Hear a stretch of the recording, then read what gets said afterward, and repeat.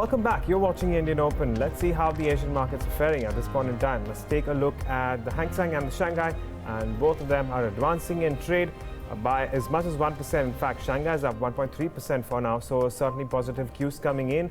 What about its implications for the SGX Nifty, which was earlier trending marginally in the red, that has turned into green. So let's wait and watch whether or not that does mean a positive opening.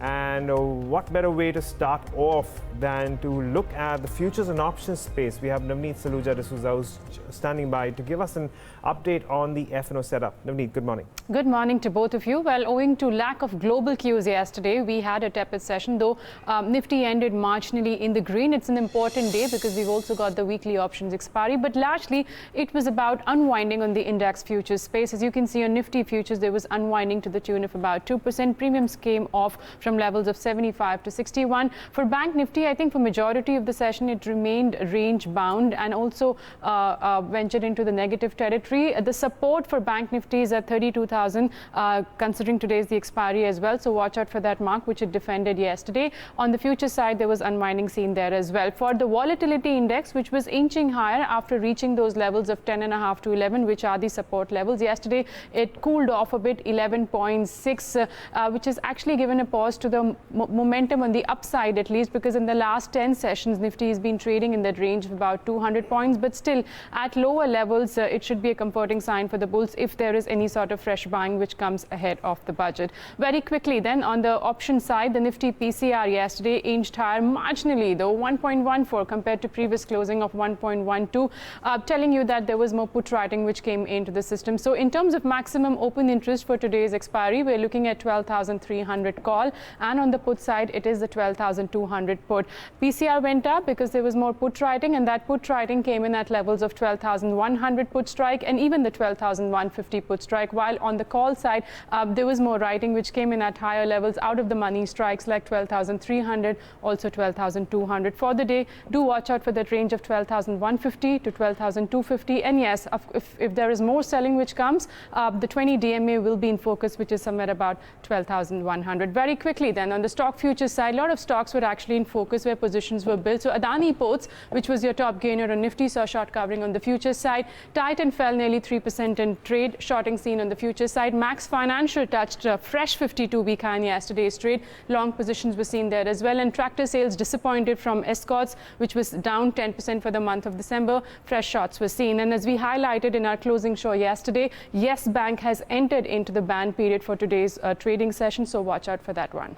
Well, and we also highlighted the possibility of this happening 3 days ago on Countdown to Navneet. Thanks so much for bringing us that F&O setup. Parthiv Shah, director at TRACOM Stockbrokers, joins us right now on the show. Parthiv, as always, great having you, and best wishes for a profitable and a healthy 2020. Because there's shortage of time, Parthiv, I'll cut straight to the chase. What have you made of the auto sales numbers thus far? Good morning, Neeraj, and happy New Year to you and your entire team and all the viewers.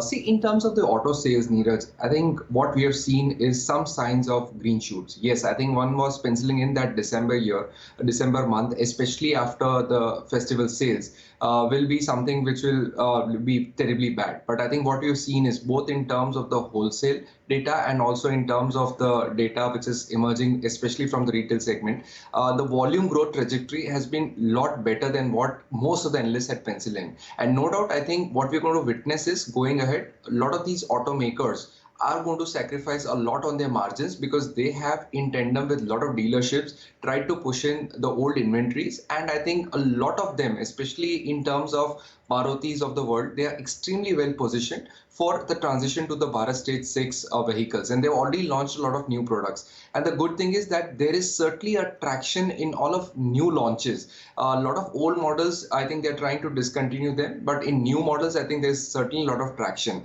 Even in terms of the vehicle segment, which comes from the rural segment, especially likes of M&M, barring Escorts number, I think there is certainly some sort of encouragement, and even a commentary from Hemen talking about the sentiment from the farmers improving thanks to the better Rabi crop sowing. I think that bodes extremely well for the trajectory going into FY21. So I think overall I believe that a worst is already priced into a lot of these automakers, except for the CV segment. We are still extremely wary on the data points emerging from the CV segment. That's not where we are going to see any sort of recovery even in FY21. So I think it's better to focus on the more consumer-centric and more rural-centric automakers. Okay, well, that's your view on the handful of auto sectors. But Parthiv, we've also been talking about the telecommunications sector of late. And we've also already know that Bharti Airtel, which actually came as a surprise to me, is the second highest grosser in the Nifty 50 in 2019, only just a mark shy of Bajaj Finance. What's the way forward for something like a Bharti Airtel, or for that matter Reliance Industries, along with your view on Vodafone Idea? The good thing recently what we've seen is that in terms of the customer attrition, I think things have been looking extremely good for some of the incumbents, barring Idea Vodafone, because that is not a company that we would like to even consider this juncture.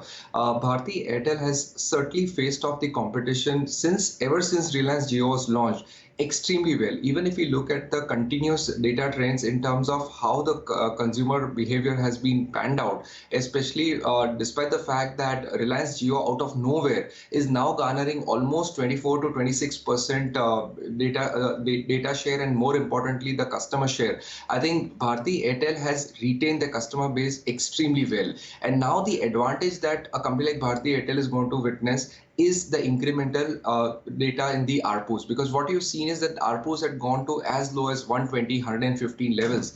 Now I think I won't be surprised that come next year we're going to see these companies delivering ARPUs of anywhere between 150 to 170, and I think it's not end of the road there. I'm very confident that now the way I think the entire industry is panned out based on the total consolidation that we have seen, I think this might even go to levels of 200, and at those levels I think companies like Bharti Airtel will be extremely comfortable in terms of generating decent cash flows, not only to satiate the liabilities that they have, but also I think in terms of the new capex that these companies need to do in the 5G segment. So I think the pricing power is certainly looking like it's back, and despite the fact that now even Reliance Jio, eventually when it gets demerged or gets relisted, they will have to be answerable in terms of better return ratios to their stakeholders, in which case I think they will also not be as aggressive as they've been in the past. So I believe great days are ahead for companies like Bharti Airtel, and I think market always tends to forward discount all these good news. So that's why we are seeing a 56% sort of rally in the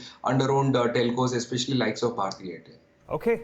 Well, let's very quickly go across to our research team and talk about a handful of stocks which will be in focus in today's day of trade. Of course, we also have a brokerage coming out with their strategy for the upcoming year. So, well, thanks guys for joining us. And Nikki, stocks and news today. I'm going to start off with auto sales numbers. At Tata Motors first, where the company has reported December sales, which down by as much as 14%, and the units which have been sold is to an extent of 46,903 units. But this, however, as compared to the Bloomberg poll estimates, BloombergQuint poll estimate is way higher. Eicher Motors, some amount of weakness still prevails in the commercial vehicle segment as such, because VECV December sales numbers are down by 19%, though we are ready to get the wholesale number out there, but gives some amount of direction out there. Gujarat Narmada Valley Fertilizers, a negative development coming on this one. The company has received a demand notice for telecom department directing the company to deposit around 15,000 odd crore on account of the VSAT and the ISP licenses which have been held by the company. Prakash Industries, well, we can expect some amount of positive traction on this counter. The company has secured long-term coal linkages for the next 5 years for one of its sponge iron. These linkages, of course, are expected to result into cost savings and thereby percolate down in the EBITDA levels of the company. Well, Coal India, this one is an interesting development out there. You've seen the production number rising by as much as 7.2% for the month of December. That's the highest level in the entire year that we have. And if you look at sales number, they have just risen by 1.9%. Offtake to an extent has picked up across the subsidiary levels, but then there's still the demand remains poor. And one more point that I was reading across on the Bloomberg note right now, it suggested that the shipment for the entire year, it's for the first time in 6 years that the shipments have actually fallen or declined by 3.3%. Okay, well, thanks for that, Nikki. But Sumit, what is Citi saying? Well, they're saying that 2019 turned out to be slightly better than the expectations on the back of strong inflows and the corporate tax rate cut. But for 2020, the outlook still appears to be tough on the back of delayed growth recovery and expensive valuation. Although central bank stimulus could continue to support the equities in the near term, says Citi Research. Now, for mid-caps, they're saying that in 2020, they continue to see a rather challenging environment for mid-caps overall, which actually tend to do well in periods of high economic growth. So indirectly, they are saying that there wouldn't be any high economic growth in 2020. Lastly, sector-wise, they are overweight on financials, healthcare and industrials, and they are underweight on consumer staples, materials excluding cement sector and autos. All right, thanks Sumit for getting us those updates. So, well, we'll be watching out for that.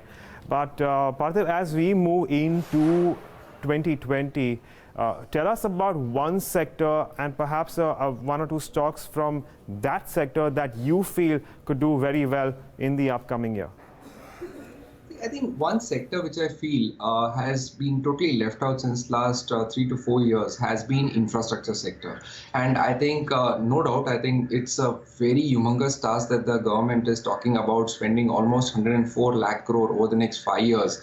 And even if I were to pencil in a very conservative number of a spend of anywhere between 16 to 17 lakh crore over the next 5 years, I think there'll be a lot of companies, especially in the listed space, which will be very big beneficiaries of this trend. And no doubt, I think there's still a lot of question marks in terms of how the funding will emerge. But we know the fact that at current juncture, I think liquidity is not the problem in terms of the banks, but I think it's about the disbursements and the getting the confidence back. And I think the government has also understood a lot of groundwork needs to be done from their end in terms of land reforms and many other reforms, which will help these companies not to have any sort of delayed execution. In which case, I think what I would like to do is I would like to go with one large cap, and that would be Larsen & Toubro. Yes, I fully agree with the fact that last 5 years CAGR of Larsen & Toubro as a blue chip stock, I think has been just at 6%, which is extremely bad. And I think no doubt, I think the reasons we are all aware of what had happened in the infrastructure space. But now I think this is a company which is extremely well positioned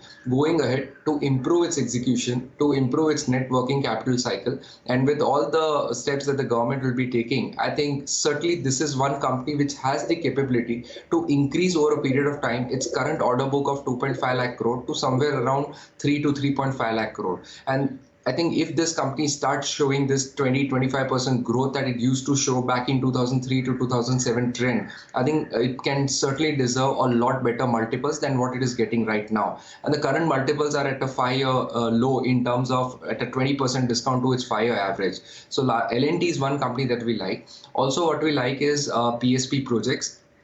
This is a small to mid cap sort of a play, but I certainly believe the way they have executed projects in the past and way they are currently getting new orders which are coming at decent margins, I think certainly the market will look into this company becoming the next mid to large cap sort of a company. And I think as long as the execution track record which they've shown is good, I think they're very selective on their project outlook. So I think this company will also do well.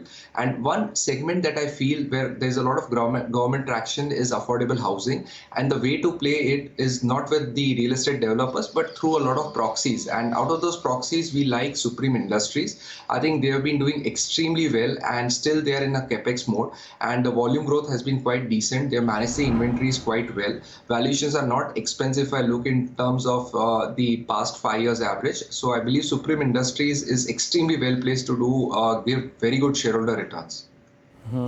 Okay, well, watch out for these names.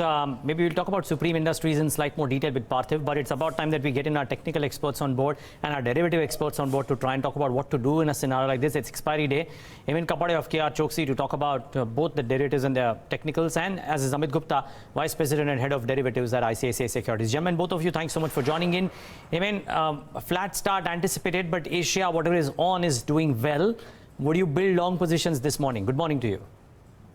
A very good morning to you, Neeraj. Wish you a very happy new year. And Thank you. all viewers of BloombergQuint and your entire team. I would be mildly positive, Neeraj. I think volumes are a bit iffy. People still haven't got back to work, it seems. But I think Navneet mentioned in the morning when I was listening to your show that the VIX has cooled off. So I believe 12,160 in the spot as far as the Nifty is concerned seems a decent enough level to look at from a bounce point of view. So a small bounce, yes.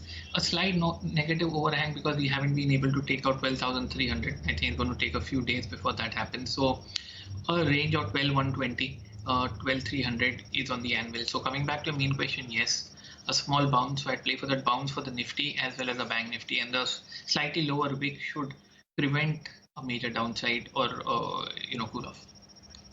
Amit, good morning and Happy New Year to you as well. Your way forward for the benchmarks from here on? Yeah, good morning and Happy New Year to all the BloombergQuint viewers. See, our view on index is right now for a very short-term consolidation because the premiums are very high. If you look at the Nifty futures premium, it was close to 80 just 1 or 2 sessions before, and now it is around 60. So at such high premiums, generally we have seen that the index goes into some consolidation. The volatility, I understand it has fallen very sharply in the December series from 15% to almost 10%. So from here, there may be some surge. What we observed yesterday, 11.5% volatility has come up to. So what we can do, we can utilize these short-term jumps in volatility to go short again in the vols, and that is why 12,200, which I think is a fulcrum now for the market, because if you look at the call and put positions, I understand it is not the highest base for any of this call and put, but it is definitely a noticeable base for both of these types of options, and that this is where I think more consolidation is likely. So if you can write 12,200 call and put for the coming weekly expiry, not for today because the premiums are not that much higher. For the coming weekly, which is 9th of January, the premiums are still around 135, 145 rupees of premium. So this is the same structure what I observed in the start of the last weekly expiry also, and slowly we saw the premiums were declining. So the same thing may happen in this week also, and eventually this premium may go down to 20 or 10 rupees. This is the way you can make money in this consolidation. And overall, if you look positionally what may happen towards the month closing, I think month on month basis Nifty is trying to give a positive closing right now. So this is the same thing what we have started seeing after the corporate tax cut announcement, September to October, then November and the December. We have seen that continuously the positive monthly closings are coming since 2016. We have seen that whenever it happens, it continues for 6 months also. So that may cover the month of January also. So the last month closing, we have seen that it was close to 150 or 200. So in that case, we may have ultimately the closing above these levels, but by that time, there may be more consolidation possible. Okay. Let's quickly go across and take stock picks from our experts then. And Hemen, coming back to you, what do you like today? I think I'd take a contra call on HUL. I think FMCG hasn't been doing much, bounces on the anvil. So buy in HUL at 1933, stop loss 1925, stop loss 1949, intraday sort of a call. The second one which I like is Mahindra and Mahindra. We haven't done much, but one, it's oversold. Two, there is some positive divergence by some of the mechanical indicators. And yeah, we haven't been able to take out 540, but if it does, a 20-point jump. But I have a slightly modest short intraday target. Entry at 534, stop loss 530, target 542. Okay, Amit, the same question to you. Stocks that are looking interesting to you today. So we have two buckets. The first bucket where the stock has been consolidating near the higher level but has low leverage. And the another bucket is where the stock is trying to come from the lower levels and has seen the short covering trend. So the first bucket, Bajaj Finserv, comes where the open interest has, still is not very high. So if you look at the last year, it was near 1 million shares. Now it is 1.5 million shares. So still the positions are not very high. And the stock has already gone through, some consolidation above 8,900 or 9,000 levels. In fact, the recent pullback from 8,900, we saw good delivery pickup. And my sense is eventually the stock is moving beyond 10,000 because it has already seen a very sharp correction from 8,500 to 7,000. Then the move is started coming, and then the delivery pickup from 8,900. So my sense is the declines in the stock should be utilized to buy. And that is why I think if somebody can keep a stop near 89.50, he can target a move beyond 10,000 levels in Bajaj Finserv. And the historical volatility in the stock also has declined recently from 28 to 20%. That is also very encouraging. Now the another stock from the other bucket where it is trying to recover is REC Limited. We have seen some traction coming in the power stock. This is the finance company to power stocks, and this is a subsidiary of PFC Limited right now, where the government has a direct holding. So REC Limited, recently if you observe for the last two series, it was just hovering around 140, and recently in the last two series we saw some a decline in the PSU stocks, but it did not decline. So that was the first sign of resilience. And the open interest has declined from 30 million shares. It has declined to 17 million shares. So that means there is a clear trend of short covering right now in REC Limited. And I think a PSU pack is very, very highly oversold before budget. So you may see some recovery in this pack, and we will prefer REC, and we will buy the call options here because the call options are relatively cheaper. So 145 call, which you can buy around 3.5 rupees. The IVs are very low, and eventually this is a long series, so time decay pressure will also be less. So if you buy this, your loss is limited, and eventually if the stock starts moving up, you will make money in this. Well, we'll watch out for these names. Thanks so much for those ideas, Amit. Parthiv, we have about 2 minutes left, but just very quickly, a quick thought on this rule by TRAI on the cap on pricing. How do you think it impacts Zee and Sun TV? What would be your call on these stocks today?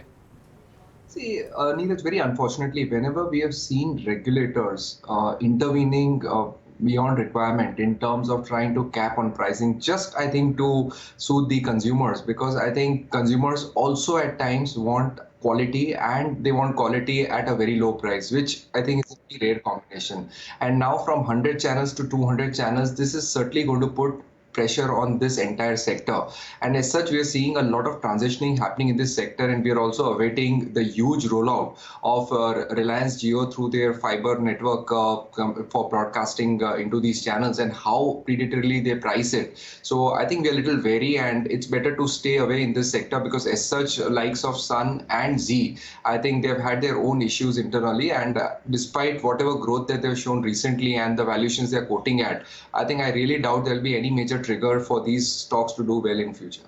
Okay, I'm looking at the Nifty Media Index. We all know that it's underperformed. It's down 30% on a year-to-date basis. Zee Media is down 75%. Something like a TV18 Broadcast down 44%. TV Today Network down 35%. Some very heavy hands invested in TV Today as well. And something like Sun TV is also down 27%. Naturally, the media index is quite the underperformer. It seems like we may very well have some more pressure. But we have about 30 seconds to go before we start seeing, the pre-open rates come up for you on your screen. So let's address the Asian markets and see how things are panning out. They were doing well, about 1% gains, and Shanghai has only advanced from what it was about half an hour ago. But the SGX Nifty has turned back into the red. Does that have any implication for our indices? Let's wait and watch. We should be getting our rates soon, no more than about 10 seconds. So we should have the rates for the Nifty and the Sensex. And do remember that volumes haven't been that great of late, of course, due to lack of participation. Can we see an increase today? That is also something that we are going to be watching out for. But for now, the Nifty is opening with a decline of around 0.3 of percentage point, and the Sensex is advancing. We're going to have to wait for some of these rates to settle down before we start taking, more in terms of what we have. But I do want to pull up the Adani Group stocks. In fact, let's look at Adani Ports specifically in this case, because that has been doing well. Perhaps on the back of the acquisition it's made, it's currently unchanged. We have Power Grid as well as NTPC, which was in focus. Some of the bigger gainers yesterday, and well, not doing too well today, at least as far as the pre-open goes. We had a whole host of auto companies coming in with their volumes. So let's pull up something like Tata Motors, which did announce their volumes for the month of December. A decline which we saw, looking at a cut of around 0.8 of a percentage point. Eicher Motors was the other one, where the Volvo Eicher numbers did come in. Also seeing a decline in its commercial vehicles. Well, that remains largely unchanged for now. Titan was the big loser yesterday. It was down 2.8%. And of course, we're all awaiting the quarterly update, which should be upon us in the next couple of days. But for now, it is looking like it may very well see some amount of, well, possibly about a short covering, considering a little bit of an advance there. Bajaj Auto will announce their volumes today. And again, well, that's marginally in the green for now. But say for that, let's also very quickly look at Zee Entertainment and see whether or not it has had any impact, at least in pre-open. It's looking at a decline, a marginal decline all the same. And perhaps if we can call out Sun TV as well, that's down 1.7%, even though it is, there is conjecture that it may actually gain from the new measures from TRAI. But what else do we have here? Well, yeah, so from a Tamil Nadu perspective, it may gain, but largely this would be negative for Sun TV as well. So I guess, which is why this one is also showing a bit of a downtake, Agam, unless I'm very wrong. So both Zee and Sun would be in focus. The Dish and the likes also would be in focus. Just a couple of other names I want to show right now. This some unbelievable movement in AB fashion. I think it'll correct itself, so let's wait and watch. But Indiabulls Real Estate is that one stock, and we'll give all the other rates a chance to stabilize. But Indiabulls Real Estate, third day on a trot, is up about 10%. So really big moves in a clutch of these Indiabulls Group stocks. But Indiabulls Real Estate in particular has been on a roll for the last few days. We'll revisit this stock in a bit. Rupee and the bond yields. The currency is starting off flat at 71.24 or thereabouts. No big changes there. And the bond yield should come up on your screen as well. 6.53 was the number yesterday. It ended at about 6.50 odd. Currently about 6.4960 for the bond yields. Okay, before I get to the brokerage calls, Parthiv, very quick 30-40 second view if you can. What's happening in Indiabulls Real Estate? See, again, I think there's this assumption that Indiabulls Real Estate will be successful in terms of monetizing a lot of its assets. And also in the past, we'd heard about deals with Blackstone, and that was called off. But this is a stock, Neeraj, which always I think we've seen that it tends to move based on speculative news in terms of monetizing its assets. And no doubt, I think this is a company which certainly has very good land bank, very good assets, rental assets, which if monetized or if there's a change of hand in terms of the management, I think certainly what we see is an uptick in this stock. But I think at this juncture, after this rally, I think I would avoid discount now. Okay. Well, the other one is GNFC. Keep that at the back of your mind before I go to Nikki for the brokerage call. GNFC starting off 2% lower because there is a demand that the telecom regulator has made with the company to deposit a large sum of money. Keep in mind, a similar demand was made for GAIL as well. Seem a bit unrealistic, these demands. So be careful if you're trading this one on the downside. GAIL did not react too much that day too. So you've got to be careful about these names. But it could be a stock that is in focus today. Now, before we move back to our guests, Nikki Mirchandani Johnson now with the brokerage calls of the day. Nikki, good morning to you. What is the top brokerage call today? Well, we have JP Morgan on steel sector, where the report suggests that that most steel prices are expected to be in way in the month of Jan by at least for steel makers. The quantum that they're looking at would be at least 1,000 rupees per ton. And with this hike, this is the third consecutive month that the steel players would be taking the hike. With this, the domestic steel prices are around 37,500 rupee per ton, which is also the highest level that we've seen since August 2019. Despite this hike, the domestic prices are still 10% lower as compared to the Chinese prices on a landed basis. So we're still looking at the parity out there.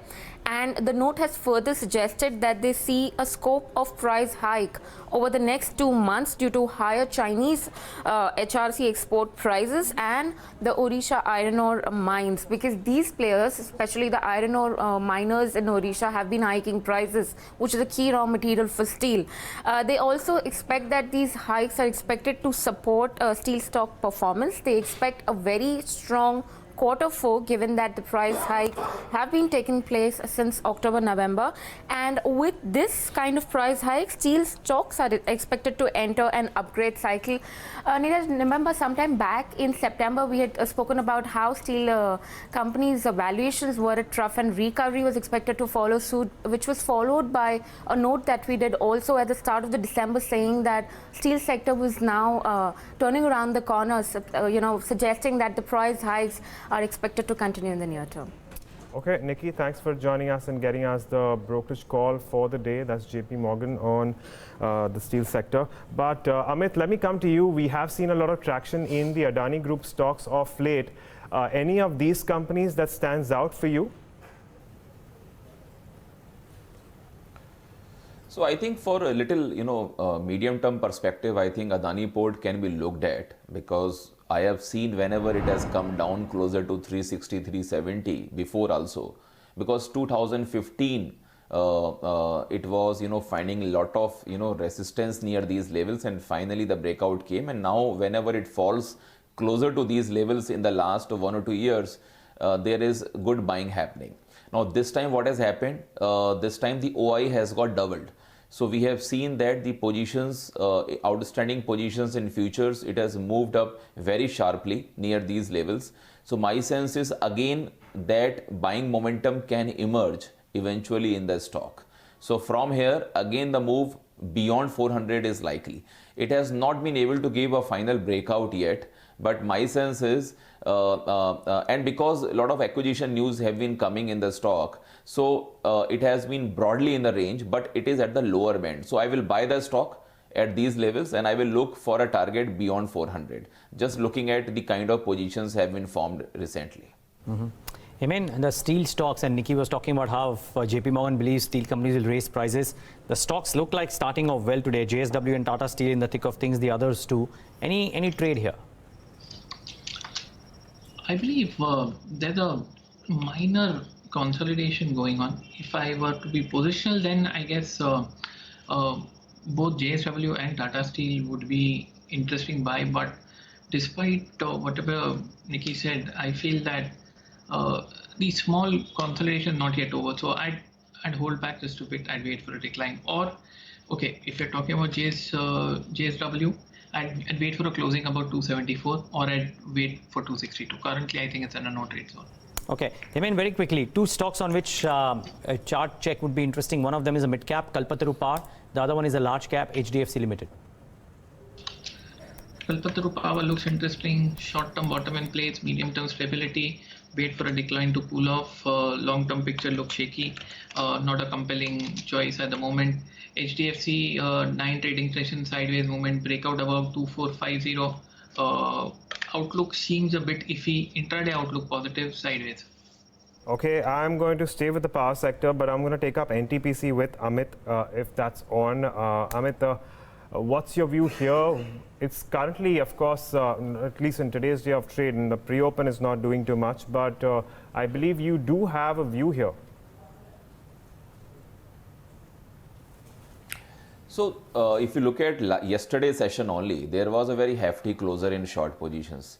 So in the last few weeks, I think this is one of the biggest chunk of closer we have seen in NTPC. And as I said before, PSU stocks, this is the highly sold, oversold category right now as we are moving into the big event like budget.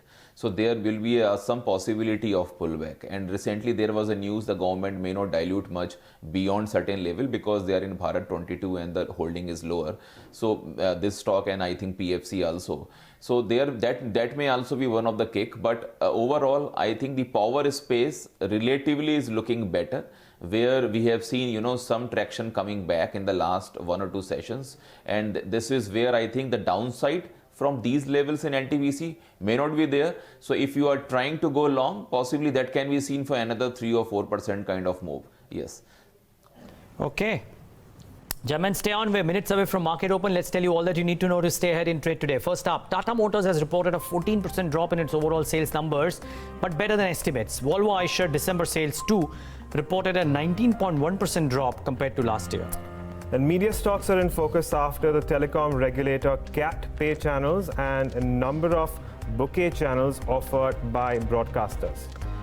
Coal India's production rises 7.2% in December, while sales rise 1.9% to 63.6 million tons. The telecom department has asked GNFC to deposit 15,020 crores before January 23rd in connection to the VSAT and ISP licenses held by the company. And Lemon Tree Hotels has signed an agreement for a new 40-room hotel in Dehradun. And JP Morgan expects a strong fourth quarter for Indian steel companies backed by price hikes and weak prices of coking coal. Well, it's the steel companies which are really ruling the roost right now, doing extremely well for themselves. Do watch out for them. Parthiv, just a word on this this bizarre kind of a demand on GNFC. We spoke about something similar for GAIL too. What happens here and what happens to the stock eventually, irrespective of what may eventually happen to the demand? I think we know for the fact, Neeraj, it's next to impossible for this company to even if this order were to fructify, I think it's impossible that looking at the company's net worth, all its assets and whatever cash flows, future discounting everything, I think it's not going to be possible for them to pay this money. And I think this is really bizarre. And at a point in time when government is talking about privatizing, selling strategic stakes in their companies, and such bizarre demand comes not only in GNFC, even GAIL was a shocking demand. And I think it did the news, but it starts the sentiment. And most importantly, I think it even starts the sentiment on the fact that any buyer of any sort of government companies, once they've taken over, what if such a bizarre demand comes onto them? So I think this is not at all good. And I think real corrective steps needs to be taken in this front. Okay, if I can just dwell upon persistent systems just for a tad bit before I go to Parthiv on the mid-cap IT stocks. Well, we all know about the few changes that the company has brought in. Firstly, a new CEO who's taken over, Chris O'Connor. While the company had the goods when it comes to technology and its solutions, I think what the company was always struggling in for the past few years was marketing these services, which is why it was always a tad shy with respect to, well, should I say operating metrics and of course the revenue growth. That's also the reason why it wasn't the most preferred stock in the sector. And even though it had its base in place, it was always one which was usually moving with a significant discount as compared to a lot of its peers. What we have seen in the last 12 months is that it has advanced by as much as 13%. And look at the gains from August, from levels of around 500 back in August. And this is around the time when Chris O'Connor took over, to currently at around 708. Now, of course, a lot of investors out there are a tad skeptical of whether or not they should be moving into persistent just yet before they start seeing results coming in. Well, at least as far as the analyst rating is concerned on persistent systems, it is still split. And if I pull out the analyst ratings here, we have about 50% buys, 50% sells, and maybe a few in the middle. In terms of return potential for persistent systems, it's a negative 5.5%, which means that a lot of analysts are still not very confident with respect to the up move. Of course, notwithstanding the kind of up move that persistent has already seen from levels of around 500 in the past 3-4 odd months to as much as, well, 700. Parthiv, we just have a minute left. Very quickly, your take on the IT companies. Especially on the mid-cap IT companies, we are extremely upbeat on likes of Mindtree. And Mindtree has taken this movement transition extremely well, based on the fact that the book-to-bill being very strong at 1.18 times. And more importantly, I think their execution and improvement in the margins. I think a lot of street is penciling in tepid margins for Mindtree right up to FY22, but our sense is that they're certainly working in terms of ramping that up, and that is the case in point being of the L&T group, where they'd even ramped up the margins in L&T Infotech. I think a similar story can pan out in Mindtree, in which case I think certainly a re-rating is possible in Mindtree. Okay, Parthiv, market's about to start. Take a moment to thank you for joining in and giving us your perspective, and wish you a happy new year. Well, here's how the markets are starting off today. in the green marginally at that. So 2 days on a trot now. We've started off very flat despite the Trump tweet. Interestingly, Asia is doing much better, at least the Chinese markets, but we're starting off okay, about 0.2%. The mid cap and the small cap indices should come up on your screen as well. About 0.13% for the mid cap space, 0.18% for the small cap space. It's not a bad start, not a big flurry, but it's in the green, which is pretty decent. The Nifty Bank now about 0.25% higher. Let's get the Nifty heat map up on the screen. As you can see, fair degree of green, very little red. What is in the red is the newsmaker of the day to my mind, which is ZTV, down about 2.5%. The TRAI order should impact both Z, Sun and some of the others. We'll talk about them, but that's the only noticeable one which is in the red.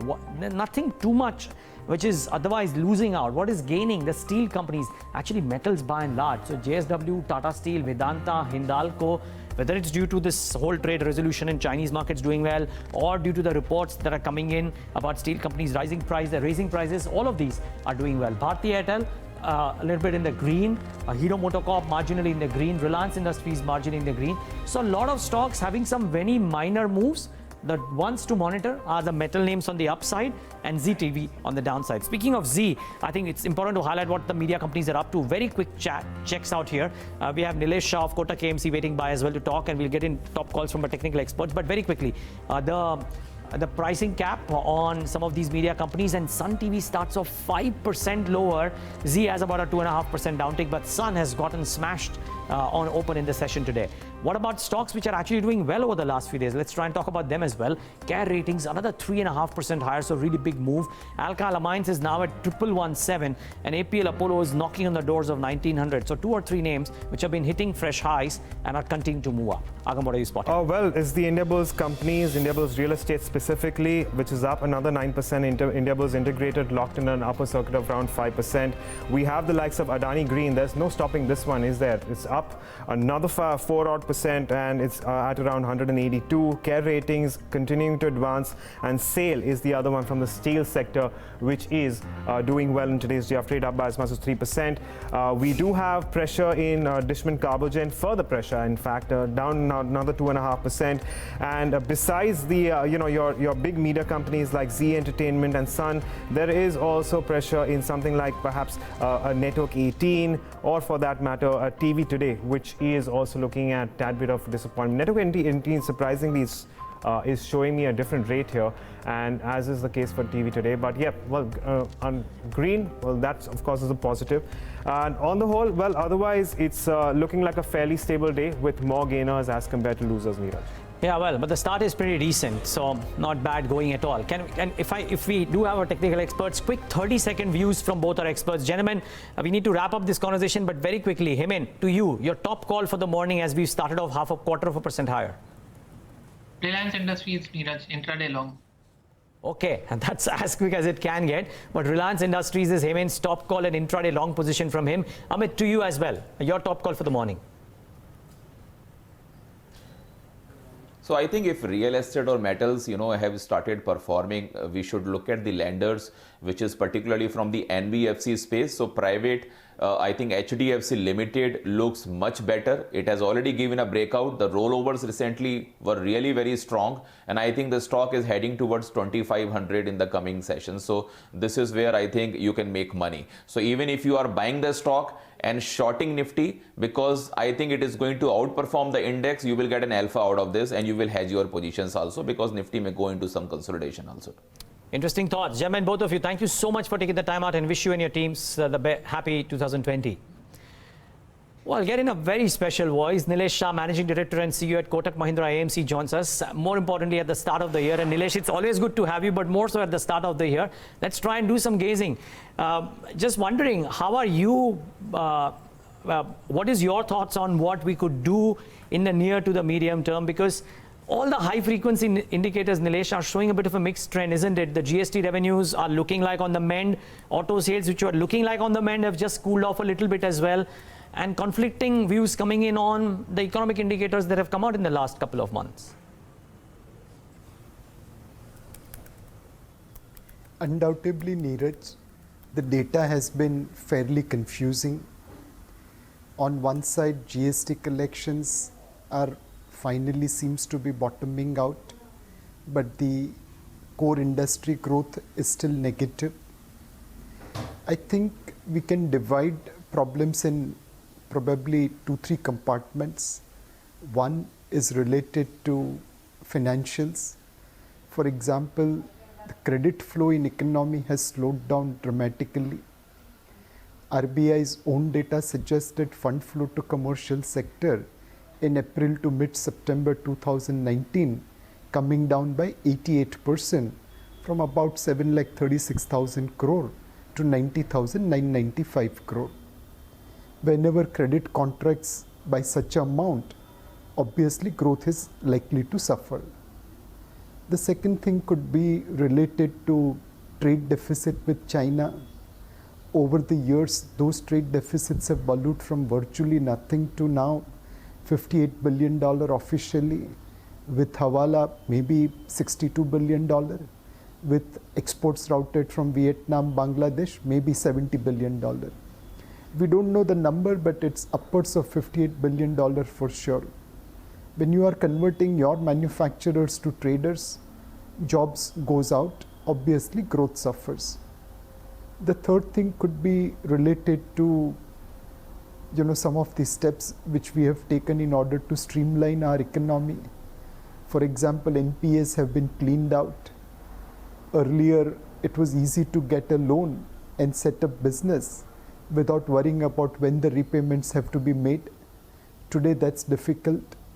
Inflation has been brought down from double digit to lower single digit, though because of food and fuel, the number may look higher mid-single digit in this run. Your fiscal deficit, despite off-budget borrowing, has been brought down significantly. Now, similar steps have also created a pressure on growth. Clearly, right now, our focus should be on ensuring that the credit starts flowing in economy. And with credit flow, hopefully, we will get the breathing space to put our house in order for sustaining economic growth over a longer period of time. Nilesh, it's been much hoped for that the credit flow would improve. I think the Reserve Bank has admitted in as many words in the last policy as well that they need to see this effect coming in. When you look at companies around you and the systems around you, when do you think that there will be a meaningful uptick in credit flow? Could it take a few quarters more, or would it happen, to your mind, within the first half of the current calendar? आवाज नहीं आ रहा कुछ भी. Nilesh, can you hear me? Okay, I think we just lost that. Or we'll just try and repatch that as well. But meanwhile, it's, well, in a manner of speaking, I'm glad I just want to mark a couple of things before we move back to that conversation. Watch out for Gujarat gas. There is some big uptick there, up 5% today after the big move in trade yesterday. So that's the other one. That's one stock to monitor. Some of these NBFCs that Nilesh was talking about, and I just want to, I'm not linking anything, but the likes of PNB Housing Finance, for example, have inched up in the session today. Good going. And somehow, Agam, two things. You were talking about Persistent, that is doing well, up 2.5%. Yeah. But the steel companies, that's the flavor of the morning, isn't it? Yeah. JSPL at the broader end of the spectrum, SAIL, I think, is doing well. Is doing well. And at the larger cap, JSW Steel, Tata Steel, etc., the metal names are the ones which are really ruling the roost today. Yeah, absolutely. And of course, for good reasons too. I reckon, of course, largely on the fact that there are expectations of higher pricing which may come through, and that's has led to a lot of gains when it comes to the metal sector. Of course, if we can also revisit very quickly the media stocks and see whether or not, if prices have settled down there, because, okay, so we are starting to see just an ever so slight recovery in something like a Z Entertainment, which is not down as much as what it was about 10 minutes ago. Sun TV continues to languish under pressure. Let's pull up the TV18 and Network 18 companies as well and see whether or not, because in the earlier opening session, okay, so they're currently trending with gains, even though on low volumes, and so not necessarily anything to take home. Has this had an effect on TV today? Not really. About 0.5% gain coming through there as well. So yeah, we on the whole, it's largely just the two big companies in the media space which are moving on. Which have gotten impacted, yeah, for sure. Well, and we'll talk about maybe that too. But I think we've gotten Nilesh Shah back. And Nilesh, I was just asking you that when you look around, do you get a sense that the improvement in credit flow in the system could happen within the first half of the current calendar, or is it difficult to predict that right now? My guess is that it should happen in first half of current year. There is a resistance on the banker's side to lend as well as borrower's side to borrow, and which is why we have seen sharp decline in the credit offtake. But now a lot of steps have been taken, including recapitalizing PSU Bank, giving confidence to them to lend out without worrying about consequences. Third, a lot of corporates also probably have kind of put their house in order and are ready to take borrowing in order to continue their growth path.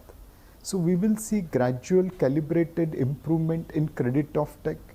Some early signs are visible in the month of November and December, but clearly we need to cover a lot of distance, and the benefit of this credit growth picking up we should start seeing incrementally going forward. Nilesh, good morning. This is Agam here. Back in September, we had reports where the fall in household savings had led to a decline in net financial savings as well, net investments overall. In the latest RBI's financial stability report, they have categorized household savings as a high risk. If you could give us your observations here and what we can expect as we move in, and if you are expecting a gradual recovery in this area as well, what are the factors that will lead to it? So more than the household savings absolute decline from about 38% of GDP to now 30%, total savings decline from 38% to 30% of GDP. There is also another burning point which we have to face, that's related to allocation of household savings. As you are well aware, we are all obsessed with gold. Over 8 years between 2011 to 2019, almost $245 billion officially have moved out for import of gold and precious stone. Now we all know there exists gold smuggling. The estimate of gold smuggling this year alone is about 140 tons, equivalent to $7 billion. Just for ease of calculation, if I round off last 8 years misallocation of savings, that's roughly about $300 billion. It's more than what FPIs have put money into our country. It's more than what FDI have put money into our country. Now here is a country which wants to grow, but continues remitting savings abroad. And that also on a base where savings itself have declined. Clearly, if India has to grow, it has to ensure that one, the savings increase, and second, the allocation of savings towards productive assets, towards productive investments increases rather than getting stuck into gold. Okay. Nilesh, so putting all of these into context, one is what will happen to broader macro, but I think the last 12 months or 18 months have shown, or maybe the last 5 years have shown that even on the upside or on the downside, it's not necessary that markets and what's happening to economy or the high frequency indicators will have a really big connect. Flows are also a big determining factor. How do you look at 2020? 2019 was arguably a year of good flows. Would you believe that that will be the key harbinger of good times for the equity markets, or would it be something else? How do you see equity markets doing in 2020? So Neeraj, in the short term, flows can influence prices, but over medium to long term, fundamentals take over. Now in our context, we are facing another problem, that is the flows of passive fund. Now if we see our Sensex or Nifty, it's dominated by few companies, and in many of those companies there is no fresh supply. For example, I don't think so Hindustan Unilever need to raise capital as they are adequately capitalized. Now when passive flows keep on chasing these stocks, they don't care for valuation, they don't care for price, they just have to replicate index. In absence of any fresh supply and regular demand, these stocks continue to get re-rated and create an illusion that markets are reaching all-time high level. today, over last 3 years, if we see, passive flows will have been more than $12 billion. And those monies have chased few of the stocks which are trading above their historical average valuation by a margin. And because of lack of supply, they have been re-rated from a valuation point of view to trade near their lifetime high prices. Now, this distortion may not be corrected unless until flows stop flowing towards them. Within this overall context, today if we see, markets can be divided in 4 compartments. Quality super large caps, which are trading 40% above their Jan 18 prices. Some of the large caps which are trading at about 10 to 12% discount to their Jan 18 prices. Mid caps which are at 20% discount to their Jan 18 prices. And small cap index which is trading at 40% discount to their Jan 18 prices. So we have a complete range of plus 40% to minus 40% in the market, and depending upon where you put your money, you will be either positive or negative in terms of portfolio.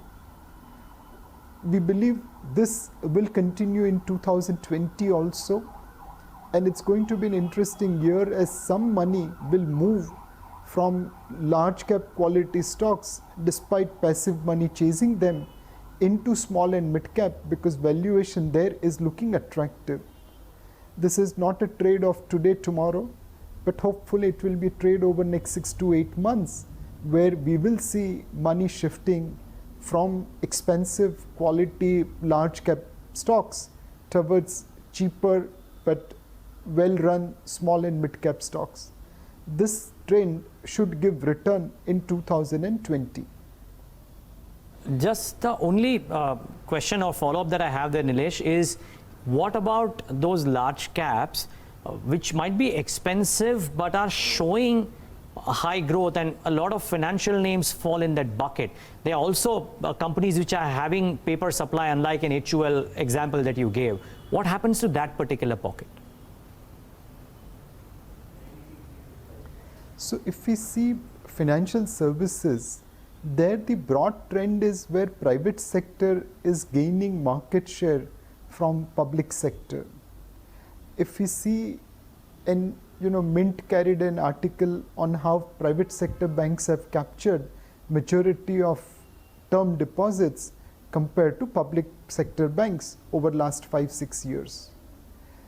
Now here undoubtedly private sector banks trade above public sector banks valuation, but that valuation is justifiable based on their better NPA management, better growth and quality of business.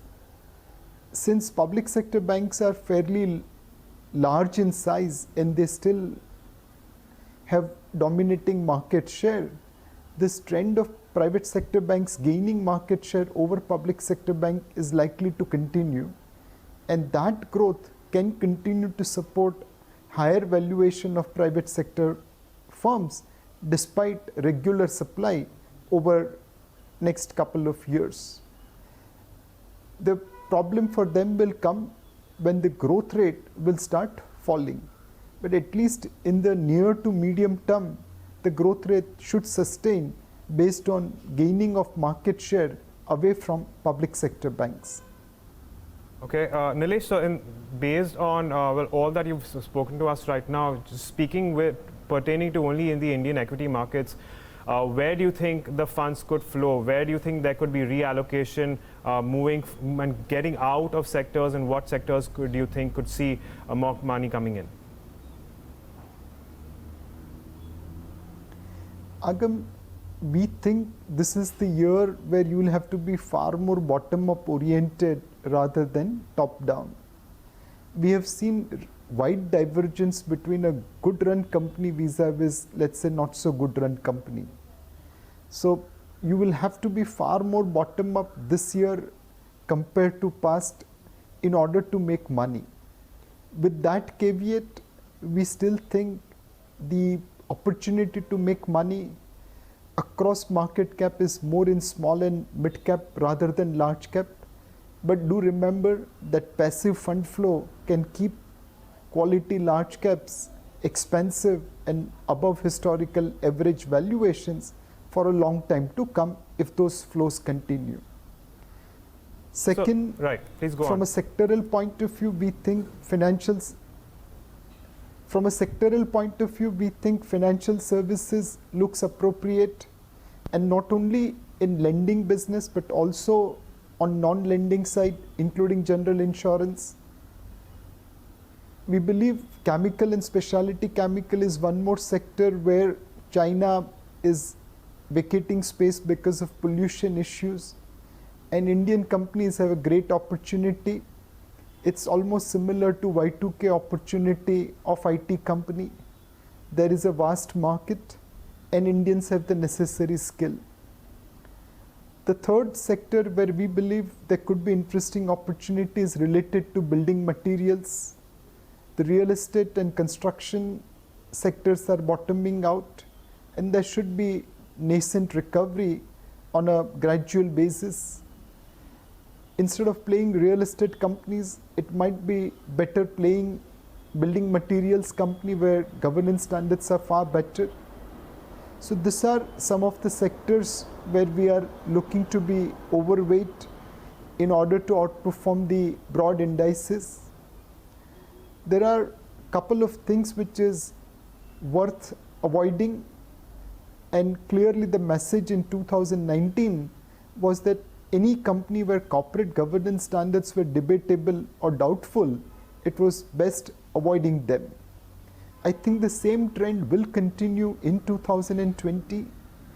Corporates will have to pull up their socks and they'll have to focus on governance side. Any company missing on the governance sides will get hugely derated. So one will have to ensure that in your portfolio, you only have those managements and those businesses where governance standards are up to the mark. Right. Nilesh, you did speak about specialty chemicals here, but I believe that you have had you made a broader presentation on this one as well of late. Can you elaborate a little more, especially keeping India's competitors in mind, perhaps the neighboring states? What is it that you like in as far as this sector goes, and how do you think the dynamics could work out in favor of the sector? Agam, I heard you partially, but I believe your question was related to chemicals and specialty chemicals. Now here, over last couple of years, India's market share globally has increased from about 2% to 3%. That's a very, very small increase in an absolute basis, but on a relative basis, it's almost 50% jump. This is primarily happening for a couple of factors which are supporting India. One, as I mentioned earlier, China is vacating some of the crowded markets because of the pollution issue. Second, Indians possess the necessary skill to create compounds for chemical and specialty chemicals. Third, from a cost point of view, we are reasonably competitive. Put all these things together, there are few companies in chemical and specialty chemical which have created humongous growth, and their stocks have reflected that performance. We think this is still like Y2K opportunity. Many large investments will happen in this space, and chemicals and specialty chemicals businesses should have multiple years of growth as they continue to move into exports market. Some of the multinational companies which were setting up, which had base in China, are now looking to set up base in India. These are yet plans on the paper, but if they get executed on ground, ancillary industries around that also will benefit. So we think chemical and specialty chemical is a sector which is in for a longer term growth, and if you pick up right players over there, you should see market outperformance. Well, I think we can go on and on, but we've had this conversation now for 20 minutes, and it was nice to get in some views from Nilesh about how 2020 could be, some micro and some macro. Nilesh, as always, a pleasure chatting with you. Thank you so much, and wishing you and your team a great 2020. Thank you, Neeraj and Agam. Wow, that was an interesting conversation. And, well, we promised to have one very interesting conversation up next as well. We need to slip into the break on the note that the markets are started off on a good note, about 1/3%. But up next, we talk about, well, the pulls and pressures for the hotel industry, room additions, how the holiday season was, and more. Sanjay Sethi of Chalet Hotels joins us right now, joins us on the other side of this break.